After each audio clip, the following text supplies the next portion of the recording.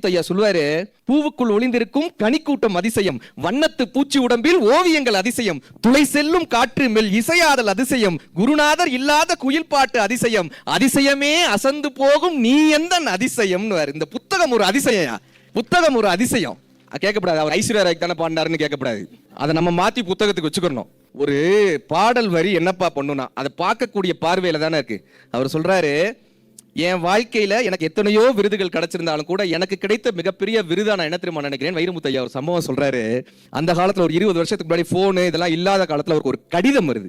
இந்த கடிதத்துல சொல்றாங்க, ஐயா நான் என்னுடைய கணவனை இழந்துட்டேன், 2 குழந்தைங்க இருக்கு, என்னால அந்த குழந்தைகளை படிக்க வைக்க முடியல, போராட்டமான ஒரு வாழ்க்கை, நாங்கள் தற்கொலை பண்ணிக்கலாம்னு நினைச்சோம், உணவு இல்ல, போராட்டமான ஒரு வாழ்க்கை, கணவன் இல்ல, இந்த ஊரார் மத்தியில போராட முடியாம நான் தற்கொலை பண்ணிக்கலாம்னு நினைச்சேன். அப்போ உங்களுடைய பாடல் வரி வந்துச்சு சார். ஆளான சிங்கம் 2 கைவீசி நடந்தா காலடியில் பூமி எல்லாம் வணங்கும், சிங்கார தங்கம் 2 தேர் போல நடந்தா ஆகாயம் வந்து இங்கு வணங்கும், உங்களால் தானே உயிர் சுமந்தேனே கண்களிலே முத்துச்சரம் காப்பாற்றி வைத்தேன் தாயே பாசம் தானேன்னு வைரமுத்தையா ஒரு பாட்டு எழுதியிருப்பார். பிள்ளை நிலா 2 வெள்ளை நிலான்னு ஒரு பாட்டு இருக்கும். அந்த பாட்டை கேட்டுட்டு அந்த அம்மா சொல்லியிருக்காங்க, நான் என்னுடைய தற்கொலை முடிவை கைவிட்டேன். இதுதான் ஒரு பாடல் வரிக்கான வெற்றி, இதுதான் ஒரு கவிதைக்கான வெற்றி. என் வாழ்க்கையில நடந்த ஒரு சம்பவம் சொல்றேன். ஒரு அம்மா போன் அடிச்சுக்கிட்டே இருக்காங்க, ஆபீஸ்ல பார்க்க வரணும்னு போன் அடிச்சுக்கிட்டே இருக்காங்க. நாங்களும் வர சொல்லிட்டோம். ஒரு வயதான அம்மா வந்தவங்க திடீர்னு என்னை பார்த்துட்டு ஓடி வந்து என் கையை பிடிச்சிட்டு அழ ஆரம்பிச்சிட்டாங்க. கை பிடிச்சி அழுகுறாங்க. ஒரு 5 நிமிஷம் அவங்க அலட்டுன்னு விட்டோம். என்னம்மா என்னாச்சுன்னு கேட்கும்போது அவங்க சொன்னாங்க, 2 வருஷத்துக்கு முன்னாடி அவருடைய கணவன் இறந்து போயிட்டாங்க. வீட்டில் எப்பயும் மாமியார் மருமகள் பிரச்சனை, அது மாதிரி ஏதோ வீட்டில் பிரச்சனைகள் வந்துட்டே இருந்திருக்கு. இவங்களை வச்சு சமாளிக்க முடியாம அல்லது வீட்டு பிரச்சனைகளை சமாளிக்க முடியாம பையன் என்ன பண்ணிட்டான், அந்த அம்மாவை கொண்டு போய் முதியோர் இல்லத்துல விட்டான், ஹோம்ல கொண்டு போய் விட்டாங்க. 3 மாசம் ஆயிருக்கு. இந்த அம்மா யோசிச்சிருக்காங்க, நாம கொஞ்சம் விட்டு கொடுத்துட்டு போயிருக்கலாம், நாம கொஞ்சம் சண்டை போடாம இருந்திருக்கலாம், நாம கொஞ்சம். அந்த அம்மாக்கு என்ன பெரிய வருத்தம்னா, இனிமே நான் வாழ்க்கையில என் பேர பிள்ளைகளோட விளையாடவே முடியாதுன்னு நினைச்சேன்ப்பா, இனிமே என் வாழ்க்கையில என் பேர பிள்ளைகளை பாத்திரவே மாட்டோம்னு நினைச்சேன், இனிமே என் வாழ்க்கையில என் பேர பிள்ளைகளை கொஞ்சம் முடியாதுன்னு நினைச்சேன்ப்பா. ஆனா திடீர்னு ஒரு நாள் என் பையன் 6-7 மாசம் கழிச்சு என் பையன் அம்மா எது நடந்தாலும் பரவாயில்லம்மா நீ வாமா அப்படின்னு என்னை கூட்டிட்டு வந்துட்டான். வீட்டுக்கு என் பையன் கூட்டிட்டு வந்துட்டான். 2 நாள் ஆச்சு. என்னடா ஆச்சு திடீர்னு என்ன வீட்டுக்கு கூட்டு வந்து என்னப்பா ஆச்சுன்னு கேட்டேன். அந்த பையன் உங்க வீடியோவை காமிச்சான் சார், நீங்க அம்மாவை பத்தி பேசணும் அந்த வீடியோவை காமிச்சா சார். நாங்க அந்த அம்மாவை பற்றி பட்டினத்தார் அவர்கள் ஒரு பாடல் எழுதியிருப்பார். அம்மாவுக்கு போய் தீ மூட்டும் போது, அம்மாவினுடைய உடலுக்கு தீ மூட்டும் போது பட்டினத்தார் அவர்களுடைய ஒரு பாடல் இருக்கும். 2 திங்களாக அங்கமெல்லாம் நொந்து பெற்று பயலாக கிடந்த போதே பரிந்தெடுத்து செய்ய கையிலென ஏந்தி கனகமுலை தந்தாலை எப்பிறப்பில் காண்பேனி, முந்தி தவம் கடந்து 300 நாள் அளவும் அந்தி பகலென சிவனை ஆதரித்து தொந்தி சரிய பெற்ற தாயார் தமக்கோ எரிய தணல் முட்டுவேன், வட்டிலும் தொட்டிலும் மார்மேலும் தோல் மேலும் கட்டிலும் வைத்தனை காதலித்து முட்ட சிறகுலிட்டு காப்பாற்றும் தாய்க்கோ விறகுலிட்டு தீ மூட்டுவேன், அரிசியோ இடுவேன் ஆத்தாளின் வாய்க்கு, வரிசையிட்டு பார்த்து மகிழாமல் உரிசையுள்ள தேனே அமிர்தமே செல்வ திரவியம்பு மானே என்று அழைத்த வாய்க்கு, அள்ளி இடுவது அரிசியோ ஆத்தாளின் தாயில் கொள்ளிதனை வைப்பேனோ, கூசாமல் மெல்ல முகம் மேல் முகம் வைத்து முத்தாடி மகனே என்று அழைத்த வாய்க்கு, முன்னை இட்டத்தி முப்புறத்திலே பின்னை இட்டத்தி தென்னிலங்கையிலே அன்னை இட்டத்தி அடிவயிற்றிலே நானும் இட்டத்தி மூழ்கவே மூழ்கவே. சிவபெருமான்ட்ட கேட்கிறாரா, வெந்தாலோ சோனகிரி வித்தகா நின் பாதம் வந்தாலோ என்னை மறந்தாலோ சன்னதமும் முன்னினைவில் தவம் கிடந்து என்னை ஈன்றெடுத்த தாய், வீற்றிருந்தால் அன்னை வீதியில் இருந்தால் நேற்று இருந்தால் இன்று வெந்து நீரானால் பால் தெளிவிக்க வாருங்கள் ஏதென்று இரவாமல் எல்லாம் சிவமயமே அந்த பாட்டு இருக்கும். இந்த பாடலை சொல்லி அம்மாவினுடைய மேன்மை என்னன்னு அந்த பாட்டுல சொல்லியிருந்தோம். பசுந்தங்கம் புதுவெள்ளி மாணிக்கம் மணிவைரம் இவையாவும் ஒரு தாய்க்கு ஈடாகுமா, விலை மீது விலை வைத்து கேட்டாலும் கொடுத்தாலும் கடை தண்ணில் தாய் அன்பு கிடைக்காதம்மா, 5 மாதங்கள் கருவோடு இணை தாங்கி நீ பட்ட பெரும்பாடு அறிவேனம்மா, 7 ஜென்மங்கள் எடுத்தாலும் உழைத்தாலும் உனக்கிங்கு நான் பட்ட கடன் தீருமான்னு வாழி எழுதியிருப்பார். அம்மாவினுடைய மேன்மை இதை சொல்லும் போது அந்த பையனுடைய மனசு ஏதோ மாறிடுச்சு சார். போய் முதியோர் இல்லத்துல இருந்து அம்மாவை கூட்டிட்டு வந்துட்டார். அந்த அம்மாக்கு இந்த பேச்சு தான் அவங்களுடைய மனசை மாற்றி இருக்குன்னு தெரிஞ்ச உடனே அவங்க என்ன தெரியுமா சார் பண்ணாங்க, அவங்களுடைய கணவன் இறந்து போனார்ல, அவர் கழுத்துல எப்பயும் ஒரு உத்ராட்ச மாலை மாட்டிருப்பாராம். அந்த உத்ராட்ச மாலையை அந்த அம்மா மாட்டிருந்தாங்க. இந்த பேச்சு அவங்களுடைய மனதை மாற்றி அழைச்சிட்டு வந்து ஒரே காரணத்துக்காக அந்த உத்ராட்ச மாலையை எடுத்து என் கழுத்துல மாட்டி விட்டாங்க. கழுத்துல மாட்டி விட்டு சொன்னாங்க, இப்ப என் பேர பிள்ளைகளோட விளையாட முடியுதுப்பா, என் பேர பிள்ளைகளை தானே கொஞ்சம் முடியுதுப்பா, இந்த பேச்சினால் தான்ப்பா அவங்களுக்கான அந்த மாற்றம் நடந்தது, இந்த பேச்சு தான்ப்பா இன்னைக்கு என் பேர பிள்ளைகளை உன்னோட சேர்த்துருக்கு, நீ நல்லா இருக்கணும்ப்பான்னு வாழ்த்திட்டு போனாங்க. இப்படி நான் போகக்கூடிய ஒவ்வொரு மேடையிலும் ஒரு ஷீல்டு ஒரு அவார்டுன்னு இருக்கும், அதெல்லாம் ஷோகேஸ்ல வைப்பேன். இந்த அம்மா கொடுத்தாங்களா உத்தராட்ச மாலை, அதை எங்க வீட்டு பூஜை ரூம்ல வச்சிருக்கேன். எனக்கு கிடைத்த விருதுகளிலேயே மிகப்பெரிய விருதாக சார் இன்னைக்கு. ஆனா உண்மையிலே என்னன்னா அந்த கவிதையில கேட்டு கைதட்டுறாங்க பாருங்க, உங்களுக்காக ஒரு பெரிய பாராட்டுக்கள்யா. தமிழ் கேட்டு கைதட்டுறீங்க பாருங்க. என் பையன்கிட்ட பேச முடியல சார் தமிழ். நான் சொல்றேன் பையன்கிட்ட, டே பர்றா, இந்த நிகழ்ச்சி இல்லாத நாள்லாம் பசங்கிட்ட சொல்லணும். என் பையன் 6வது தான் மேடம் படிக்கிறான். அவன்கிட்ட சொல்றேன், படிடா, படிச்சா வாழ்க்கையில முன்னேறலாம்டா. கண்ணதாசன் ஐயா என்ன தெரியுமா சொன்னாரு? இசை அறிந்தோன் குழல் எடுத்தால் இசை பிறக்கும், திசை அறிந்தோன் படகெடுத்தால் தேசம் தோன்றும், திடமுடையோன் படையெடுத்தால் பகைமை வீழும், அறிவுடையோன் ஏடொன்றை அறிவில் கன்று அவ்வளியே தமிழ் செய்தி வந்ததென்று திடமுடையோன் கைகளிலே திகழ்ந்து நின்று தேன் அமுர தமிழோசை வாழ்க நன்றுன்னு கண்ணதாசன் ஐயா சொன்னாரான்னு. இல்ல நீங்க கை தட்டிட்டீங்க. என் பையன் எப்படியே பார்த்தேன், படிச்சா நல்லது அவ்வளவுதானே, ஏன் இழுக்குற, ஷார்ட்டா முடிப்பார். அதுல இந்த கூகுள் ஒன்று வந்திருக்கு சார், இந்த இதுக்கு வந்திருக்கு, அது சாட் ஜிபிடின்னு வந்திருக்கு. அதை எடுத்து கேட்கிறான், Google how to put my father in mute அப்படின்றான். அதுக்கு சாட் ஜிபிடி 3 ஆப்ஷன் கொடுக்குது. Stitch your father mouth, paste your father mouth, bring your mother in front of him. அவன் 3வது ஆப்ஷன் எடுத்துட்டான். அதுக்கப்புறம் நம்ம எங்க பேசுறது? அவன் என் ஒய்ஃப்ட்ட கேட்கிறான், அம்மா are you going to waste your life with this Kannadasan guy அப்படின்றான். இது நான் கண்ணதாசன் கையா? ஆனா இந்த உண்மையிலேயே சொன்ன அந்த ஜென்சி தலைமுறையாக இருந்தும் கூட தமிழை கொண்டாட வேண்டும்னு வந்திருக்கீங்களே, இந்த உதகை மாணவர்களுக்கு வாழ்த்துக்களும் பாராட்டுகளும்.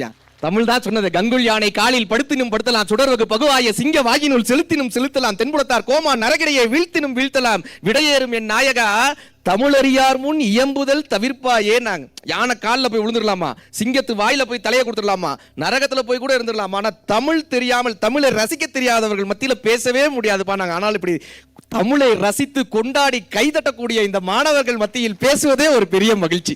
இந்த புத்தகங்கள் ஏன் தெரியுமா மறுபடியும் மறுபடியும் வாசிக்கணும்னு சொல்றோம். இப்ப நம்ம சொல்லிட்டு போகும்போது இந்த கவிதை எங்கப்பா இருக்குன்னு ஏதாவது தேடுவீங்கல்ல, இந்த புத்தகங்களை ஏன் தெரியுமா மறுபடியும் மறுபடியும் வாசிக்கணும்னு சொல்றோம். இந்த போனை பார்த்துக்கிட்டே இருக்கும்போது என்ன ஆகுதுன்னா, ஃபோமோன்னு ஒரு வியாதி வருதான், ஃபியர் ஆஃப் மொமெண்ட்ஸ்ன்றாங்க. நம்ம ஒரு போட்டோ எடுப்போமா, அந்த போட்டோ நல்லா இருக்காதா, நல்லா இருக்காதா தானே, அதுக்கு என்ன பண்ணுவோம், உடனே அதுக்கு ஒரு ஆப் வந்துருச்சு. இப்ப அந்த ஆப்ல போட்டு நம்மளை செகப்பாக்கி அதுக்கு ஒரு ஃபில்டர் கொடுத்து ஆர்டின் பறக்க விட்டு இந்த பக்கத்துல இருந்து ஒரு எஃபெக்ட் எல்லாம் கொடுத்து அதை இன்ஸ்டாகிராம்ல அப்லோட் பண்றது. அப்லோட் பண்ணிட்டு என்ன தெரியுமா பண்ணுவோம், எத்தனை பேர் லைக் பண்ணியிருக்கான், எத்தனை பேர் கமெண்ட் பண்ணியிருக்காங்க, எத்தனை பார்த்துக்கிட்டே இருக்குமா. ஃபியர் ஆஃப் மொமெண்ட்ஸ் அப்படின்னு ஒரு பெரிய வியாதி வருதான். ஒரு காலகட்டத்தில் ஒரு விஷயம் பேசினா 40 நிமிஷம் ஒருத்தரால கூர்ந்து கவனிக்க முடியும். அந்த விஷயத்தை 40 நிமிடங்கள் கூர்ந்து கவனிக்க முடியும். இன்னைக்கு 40 நிமிடம்ன்றது குறைஞ்சு 1 நிமிஷம் ஆயிடுச்சு. அந்த காலத்துல அதனால தான் ஸ்கூல் பீரியட்ல 40 நிமிஷம் வச்சிருப்பாங்களா, 40 மினிட்ஸ் ஏன் வச்சாங்கன்னா 40 மினிட்ஸ் ஒரு சார் பேசினா நம்ம அதை கூர்ந்து கவனிச்சோம். இன்னைக்கு என்ன ஆயிடுச்சு, கரெக்டா 10வது நிமிஷம் டிஃபன் பாக்ஸை திறக்கிறேன் பின்னாடி பெஞ்சில இருந்து. முன்னாடி இருக்கிற பொண்ணுக்கு பேன் பார்த்துக்கிட்டு இருக்கு, அந்த பொண்ணு தலைமுடியை பிடிச்சி பேன் பார்த்துக்கிட்டு இருக்கு, அவரு பாவம் பிசிக்ஸ்ல ஏதோ நடத்திட்டு இருக்காரு. என்ன இதெல்லாம் ஏன்பா போயிடுச்சுன்னா இந்த கவனச்சிதறல். இந்த கவனச்சிதறல் மனம் இருக்குல்ல, மனதை எவரால் பயிற்சி செய்ய முடிகிறதோ அவர்களால் வாழ்க்கையில் எத்தகைய பெரிய சாதனையும் சாதிக்க முடியும். இந்த ஃபோமோன்ற ஒரு விஷயத்தை, இந்த கவனச்சிதறல் இல்லாமல் நம்மை காக்கக்கூடிய பெரிய ஆயுதம் எதுனா புத்தகம். விவேகானந்தரினுடைய வாழ்க்கையில் நடந்த ஒரு அற்புத சம்பவம், அவரு வெளிநாட்டுக்கு போறாரு, அங்க ஒரு துப்பாக்கி சுடுற போட்டி வைக்கிறாங்க, துப்பாக்கி சுட்டுட்டு இருக்காங்க, துப்பாக்கி சுடல் போட்டி. இப்ப இவர் போய் கேட்கிறாரு, சார் நான் ட்ரை பண்ணலாமான்றார். இவர் பார்த்தா காவி வேட்டி காவி சட்டையோட ஒரு துறவியாக போகக்கூடியவர். இவர் என்னப்பா பண்ண போறாருன்னு ஆச்சரியமா பாக்குறாங்க.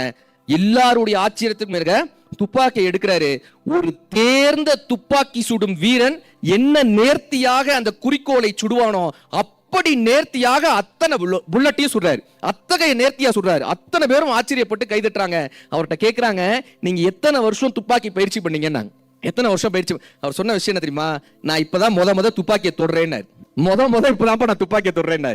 அப்புறம் எப்படிங்க இவ்வளவு கரெக்டா, இவ்வளவு துல்லியமா, இவ்வளவு அழகா சுட முடியுது? அவர் வார்த்தை என்ன தெரியுமா, நான் என் மனதை பயிற்சி செய்தேன், என் மனதை ஒருங்கிணைக்கக்கூடிய ஆற்றலை பெற்றேன், என் மனதை நேர்கோட்டில் வைக்கக்கூடிய கலையை கற்றேன்.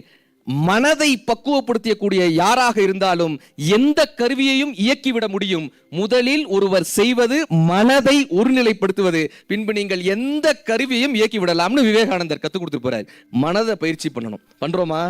எக்ஸாமுக்கு கரெக்டா 2 பக்கத்தை திறந்த உடனே நமக்கு வாட்ஸ்அப்ல ஒரு பிங்கு வரும், அந்த பக்கம் போயிடுறோமா? ஒருத்தன் சார் ஒரு இளம் துறவி, அவருக்கு என்ன ஆசைனா எல்லாரும் கண்ணை மூடி தானே தியானம் பண்றாங்க, நம்ம கண்ணை திறந்துக்கிட்டு தியானம் பண்ணுவோம், மனதை உரிமைப்படுத்துறதுக்கு கண்ணை திறந்துக்கிட்டு தியானம் பண்ணுவோம்னு போய் உட்காந்தான். ஒரு ஆத்தங்கரை ஓரமா உட்காந்தான் இளம் துறவி. கரெக்டா மனசுலலாம் கடவுள் இருக்காரு, தியானம் பண்ணுன்ற அந்த பயிற்சிலாம் இருக்கு. கரெக்டா கண்ணை திறந்துட்டு உட்காந்துருந்தானா ஒரு 10:30 மணி ஆச்சு, 10:15 மணி ஆச்சு. இப்ப மனசுலலாம் கடவுள் இருக்காரு. ஒரு 18 வயசு பொண்ணு இப்படியே போச்சு. நம்மால துறவி தியானம் பண்ணணும்ட்டு வந்திருக்காரு. இப்ப இந்த பொண்ணு இப்படி போனோனையும் மனசுலலாம் கடவுள் இருக்காரு. கண்ணு மட்டும் அந்த பொண்ணு முன்னாடியே போய் விட்டுட்டு வந்துருச்சு. இப்ப மறுநாள் பார்த்தா ஐயோ நம்மளால கண்ணை கட்டுப்படுத்த முடியலன்னு ஒரு துண்டை எடுத்து கண்ணில் கட்டிட்டான். நல்லா கண்ணை கட்டிட்டு போய் மறுநாள் போய் தியானம் பண்ணியே தீர்றேன்னு உட்காந்தான். 10:30 மணி ஆச்சு. கரெக்டா கொலுசு சத்தம், சல் சல் சல் கொலுசு சத்தம். காது கொண்டு போய் வீடு வரைக்கும் விட்டுட்டு வந்துருச்சு. இப்ப 2வது நாள் பார்த்தான், காதை கண்ட்ரோல் பண்ண முடியலன்னு 2 பஞ்சை எடுத்து காதுல அடைச்சிக்கிட்டு 2வது நாள் போய் தியானம் பண்ணியே தீர்றேன்னு உட்காந்தான். கரெக்டா 10:30 மணி ஆச்சு. மல்லிகைப்பூ ஸ்மெல்லு, மூக்கு கொண்டு போய் வீட்டுல விட்டு வந்துருச்சு.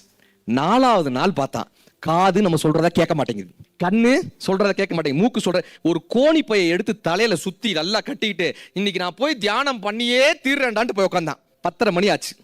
10:45 ஆச்சு. கண்ணு பார்க்கல, காதுல கொலுசு சத்தம் கேட்கல, மூக்குக்கு மல்லிகைப்பூ ஸ்மெல் வரல. 10:45 ஆச்சுல மனசு சொல்லிச்சான், 10:45 ஆயிடுச்சு, இன்னும் அந்த பொண்ணை காணோம் அப்படின்னு. இவர் எங்க போய் தியானம் பண்ணி மனதை பயிற்சி செய்யக்கூடிய ஒரு மிகப்பெரிய ஆயுதம் எதுப்பா? உடலுக்கு எப்படி உடற்பயிற்சியோ அப்படி மனதிற்கான மனப்பயிற்சி இந்த புத்தகம்.